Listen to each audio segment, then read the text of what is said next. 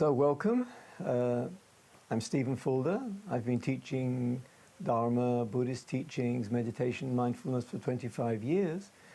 And I've seen the amazing growth of mindfulness in the whole Western world, which has been quite an extraordinary phenomena. And at the beginning I was a little bit concerned about it from the point of view of its dilution and turned into something, a package which is rather minimal. But it is extraordinary that it's made such a change in medicine, in politics even. 120 British members of parliament have gone through mindfulness courses. I don't know whether it did any good or not. But in education and, of course, psychology, it's been huge. However, there has been issues and problems, and it has arrived in the Western world rather diluted. It's arrived with a tendency to turn into a kind of feel-better technique, a bit like going to the gym, except it's a mental gym.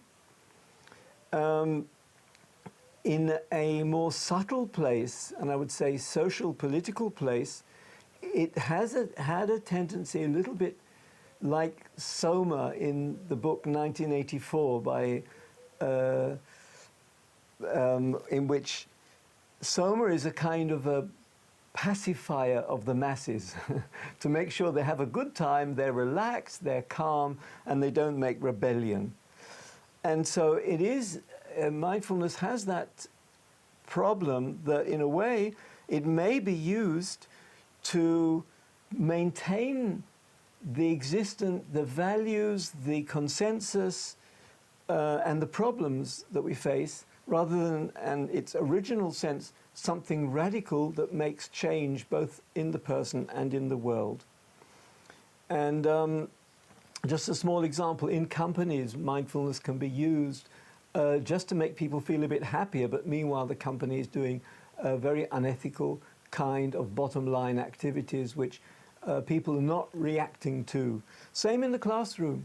The kids can be getting up and saying, we want change, we want to look again at things, or mindfulness can be calm down, feel good, everything's okay. So in order to look at that more carefully, I think first thing we have to do is to undo the word mindfulness. Mindfulness has been talked about as a thing. It's not a thing.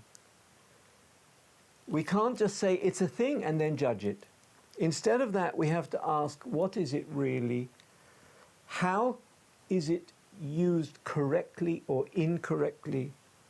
What is the direction and purpose that people use it for? What's their intentions behind it?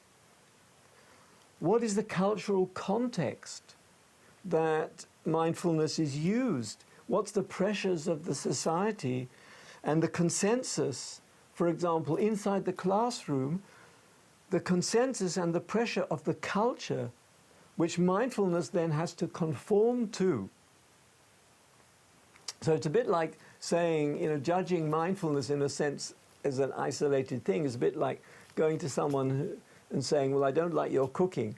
And they say, well, I've only ever cooked hamburgers in my life. And say, why you cook only hamburgers? Well, because that's what the boss and my restaurant wanted. So I don't have anything more than that.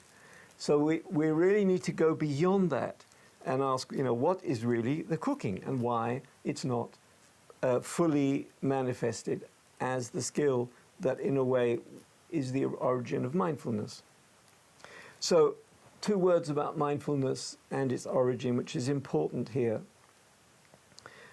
It's based on Buddhist teaching, traditional Buddhist teaching, which says that as a human being, we have the potential for huge freedom and liberation.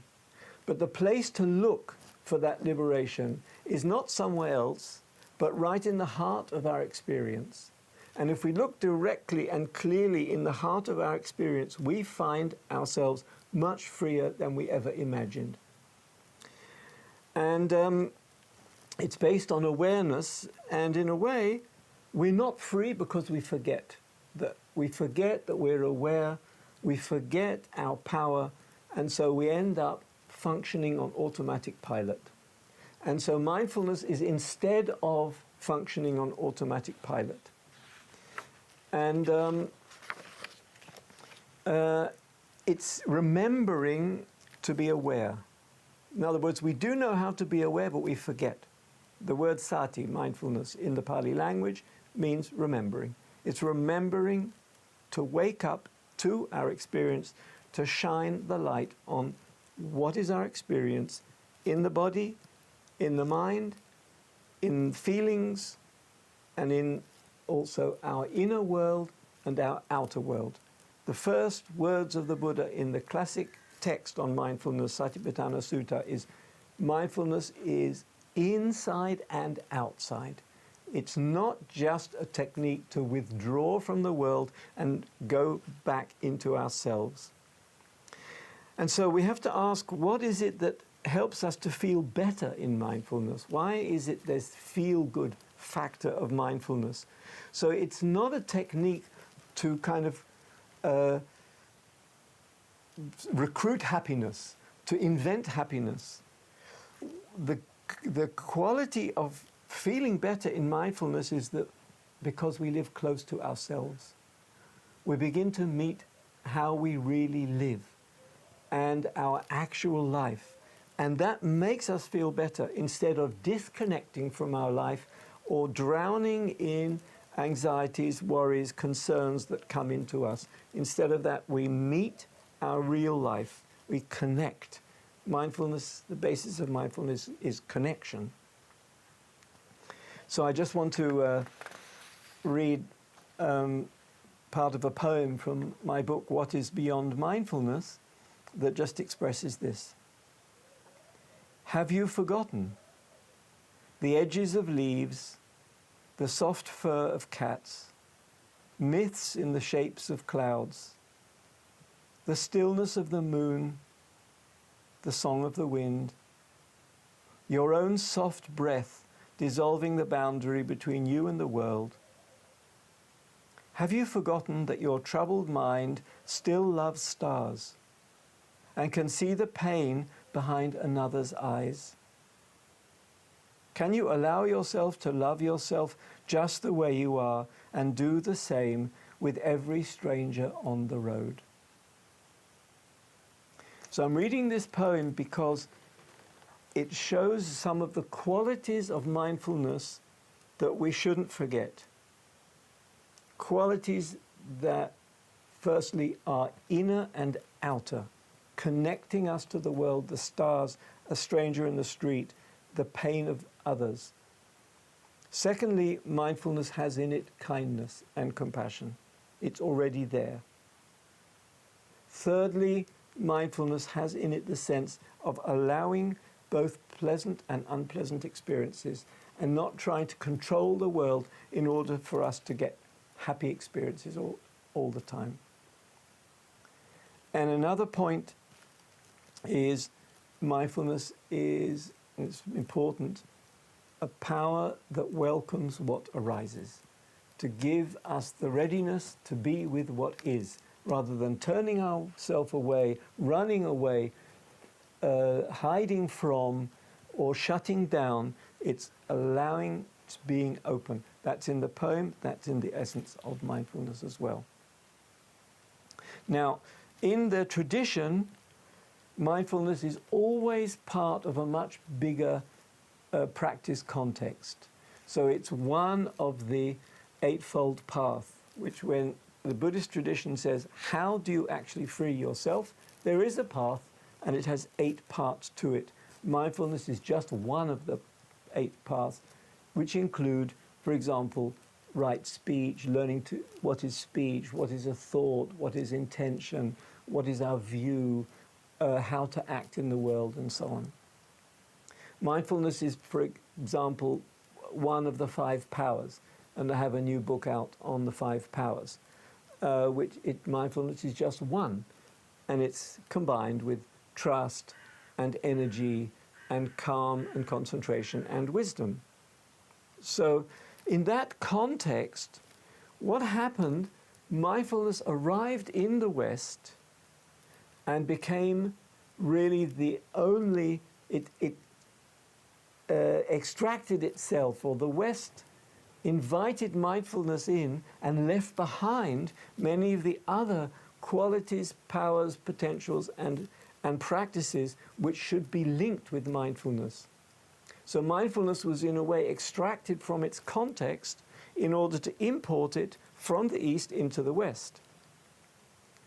And there's many reasons why the West needed some practice to, in a way, change from the old religions of the Western religions that lost their power.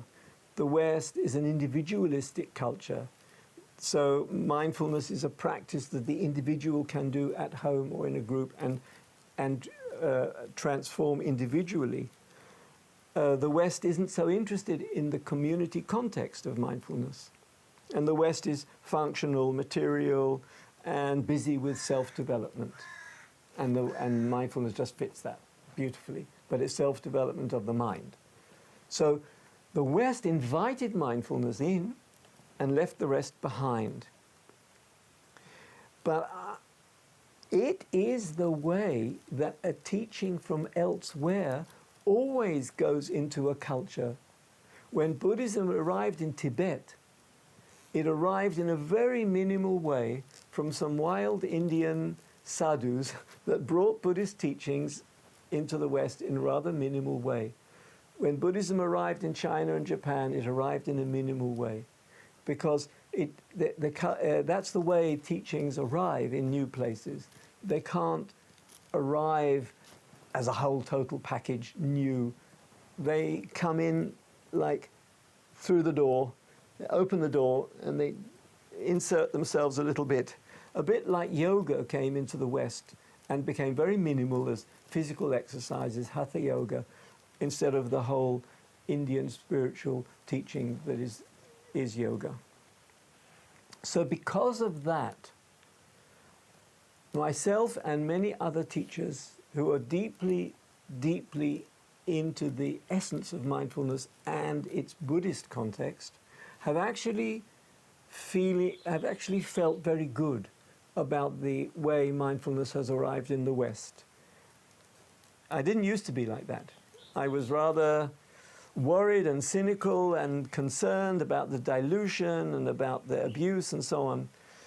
But I think it's time to be positive and trusting and say the way mindfulness came into the West is helpful.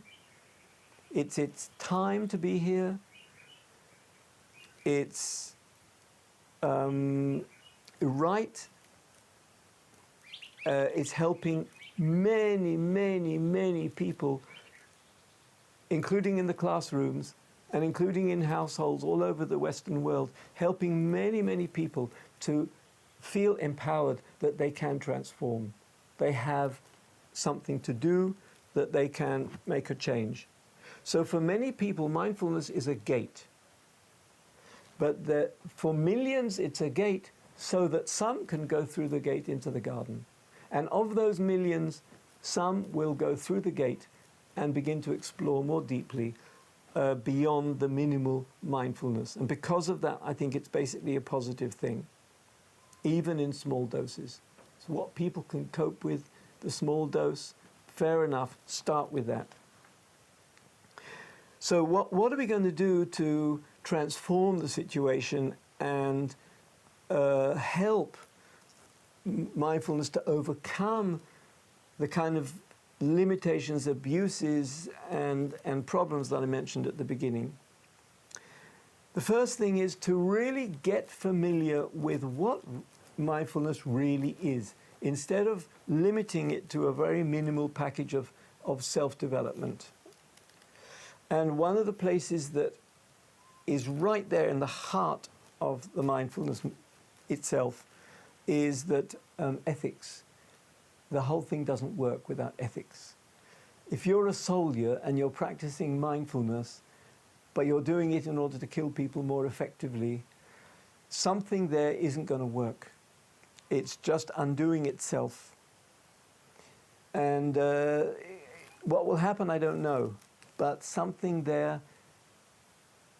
In the old tradition, it's like as if you're trying to row a boat and the boat's always tied to the bank. You don't get anywhere because you're really causing suffering and harm to yourself and the world, and mindfulness is just being used or abused in this way. So ethics is a ground. If soon as you really open what is mindfulness, you will find it there as a basis. And secondly, mindfulness, if you look at it, it's an excellent basis for going out in the world. And so many people who have been practicing mindfulness and exploring mindfulness become peacemakers, become healers, go into ecological work. For example, the mindfulness teachers at the forefront of the Extinction Rebellion movement. So mindfulness gives you a sense of freedom to be able to go out in the world and make change. And you'll see it if you look closely at what mindfulness is. A sense of empowerment. I am aware of, I'm not functioning on automatic. I'm aware of others. I'm aware of myself. Like in my poem, I see the pain behind another's eyes. I will go out and help them. So mindfulness has in it that sense of energizing us or purifying the blocks and the issues that make us helpless and allow us to go out. It has in it already compassion, but people forget this.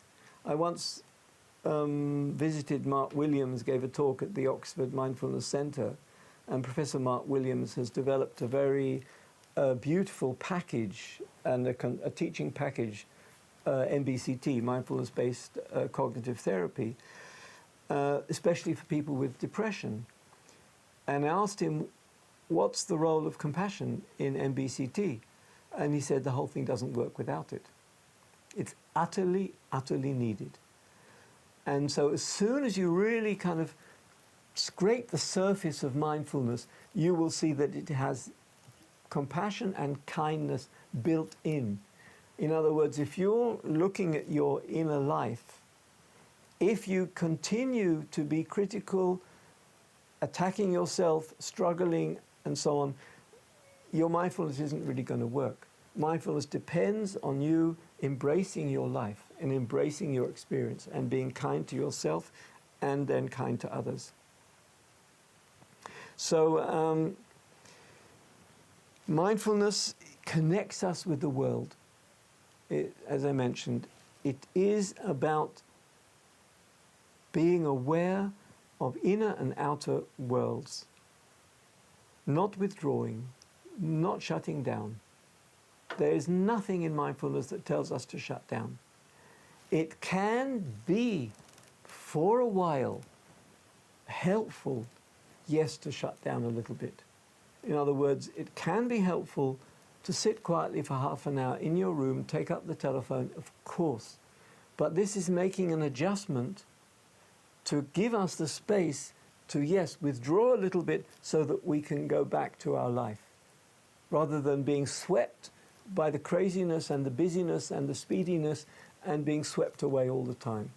So there's an adjustment that's needed, and that adjustment, meaning coming back to yourself and turning towards your experience, can need a little bit of withdrawal, but that's just an adjustment. And very soon, hopefully soon, practicing mindfulness, you begin to realize that mindfulness is in and out. It's my life and other people's life. It's how I am and the pain of the world. It's where I feel difficulty and how injustice and conflict is out there in the world and is painful. And mindfulness gives you the power to see that.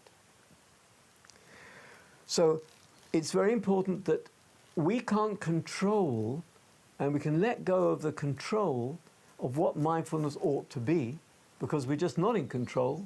The fate is in control, karma is in control. But what we can do, what we should do, is to make sure that the teachers and the leaders are deeply educated in what is mindfulness. And hopefully the teachers need teachers in schools that teach it, teachers in groups that teach it.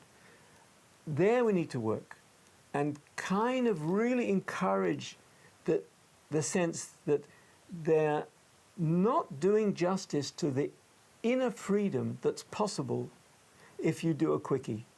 A quick training, couple of weeks, mindfulness, and go out and teach. You're not doing justice. There's a pain in that as well. That message has to be passed over.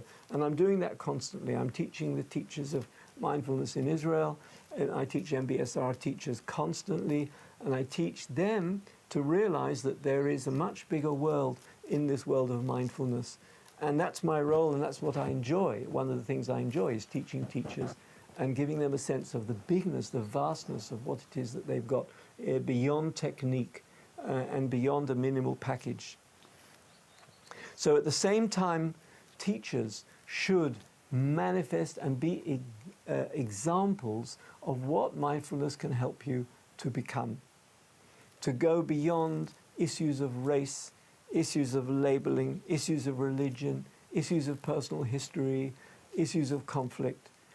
For example, in America, there's many black teachers who are teaching in the black community because the Anglo-Saxon community realized that they don't have a good language to get out to the black community. The black community needs to own its mindfulness.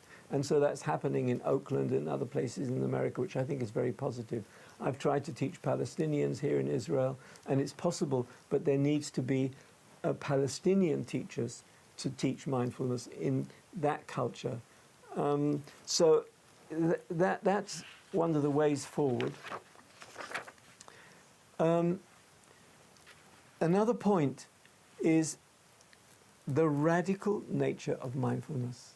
It should be understood as being pretty radical because it's opening the truth of things. So if you're in a classroom as a student and you see that the whole system is contaminated, is controlling, is restricting, is a kind of a prison, that the society is operating like that, the Buddha said, confront the truth. Confront the truth of things. Actually, the Buddha said, be an island to yourself. In other words, stand your ground and stand on your truth, and from that place, go out in the world. Don't be swept away by the consensus, by the norms, by what everybody agrees, by the mind of the herd. Don't be swept away. The Buddha said it very clearly. How do you not be swept away? Because you stand on your truth. I meet my breath, I meet my body, I meet my mind, I take responsibility for what's going on in this person, and because of that, I can stand my place and I can make change in the world. So mindfulness is very radical in that sense, and it should be understood and allowed, even if it's sometimes opening a Pandora's box. It's better that this society is in critical place, the whole civilization is in a way collapsing, the society is in critical change and struggle, and we need people who are basically able to go out and make change. And mindfulness can empower that.